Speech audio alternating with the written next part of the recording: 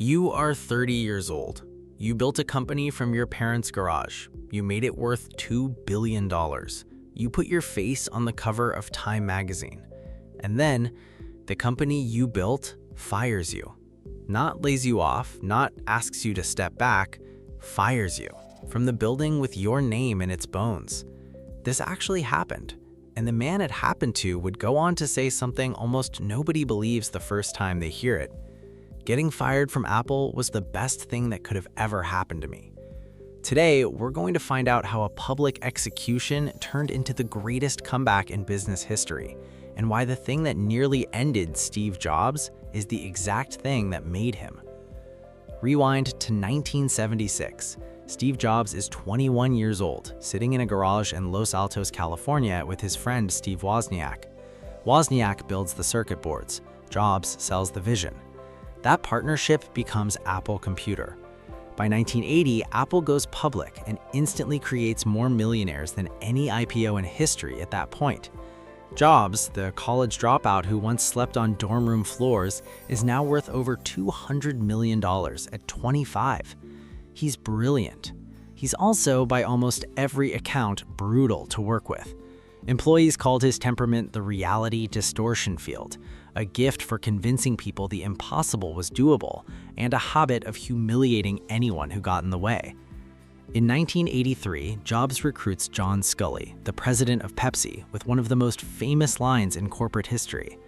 "Do you want to sell sugar water for the rest of your life, or do you want to come with me and change the world?" Sculley says yes. He becomes Apple's CEO. Jobs believes he's found his partner. He hasn't. He's found his executioner. By 1985, the Macintosh, Jobs' baby, his masterpiece, is selling badly. Expectations were sky high. Reality wasn't. Meanwhile, the Apple II, the boring workhorse product Jobs never much cared for, is quietly keeping the company alive. Inside Apple, a war breaks out. Jobs wants to push Sculley out and retake control. He tells his allies to be ready, but word gets back to Sculley first. Sculley takes it to the board. And here's the part that stings the most. This was Jobs' board, people he picked, people he trusted, and in May 1985, they side with the CEO he hired over the founder who built the company. Jobs isn't fired that day, technically. It's quieter and somehow crueler than that. He's stripped of all operational duties and reassigned to an office nicknamed Siberia.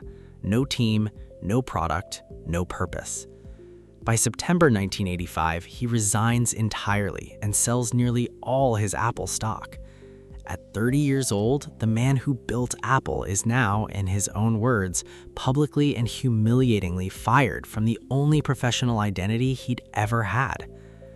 Here's where most fallen founders disappear.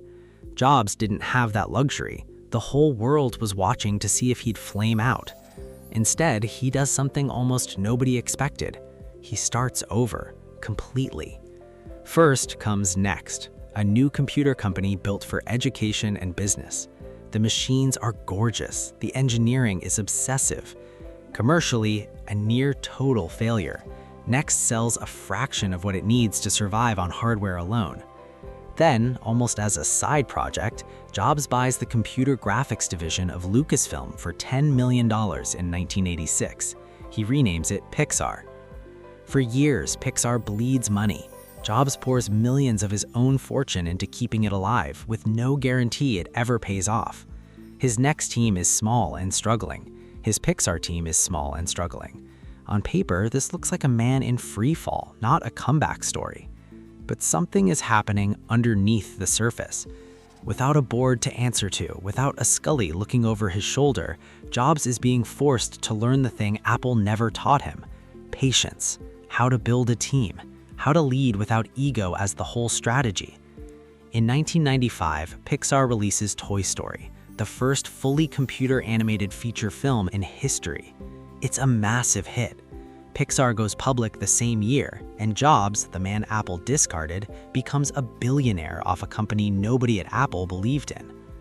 Back at Apple, things have gone the other direction. Without Jobs, the company drifts through the late 80s and 90s, competing products, shrinking market share, a revolving door of CEOs.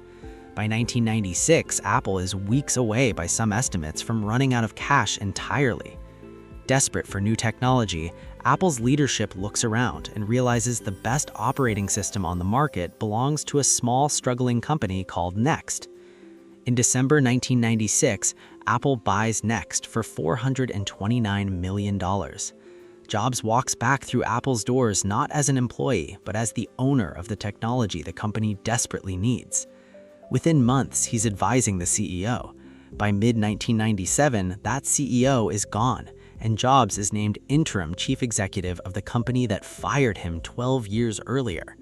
Same building, same name on the wall, completely different man walking through the door. What follows is one of the most remarkable second acts in business history. 1998, the iMac, bold colors, no floppy drive, a design statement disguised as a computer. Apple's first real hit in years. 2001, the iPod, 1,000 songs in your pocket, becomes the product that redefines an entire industry. 2007, the iPhone, arguably the single most consequential consumer product of the century. 2010, the iPad, a category nobody knew they needed until Apple built it. By the time Jobs steps down as CEO in 2011, Apple isn't just surviving, it's one of the most valuable companies on earth. And in 2005, standing at a podium at Stanford, Jobs looks back at the worst year of his professional life and tells the graduating class, "It was awful tasting medicine, but I guess the patient needed it. Sometimes life's going to hit you in the head with a brick. Don't lose faith." Here's the uncomfortable truth at the center of this story. If the board hadn't fired him in 1985, there's a real chance there's no Pixar, no NeXT operating system underneath every Mac you've ever used, no 12 years of getting knocked down and rebuilding, which is exactly the experience he needed to lead Apple through its most legendary decade. The fortune wasn't just the iPhone or the iPod. The fortune was the funeral. The public failure that forced a brilliant, difficult 30-year-old to become someone capable of building something far bigger the second time around. Every fortune has a funeral. Sometimes the funeral comes first.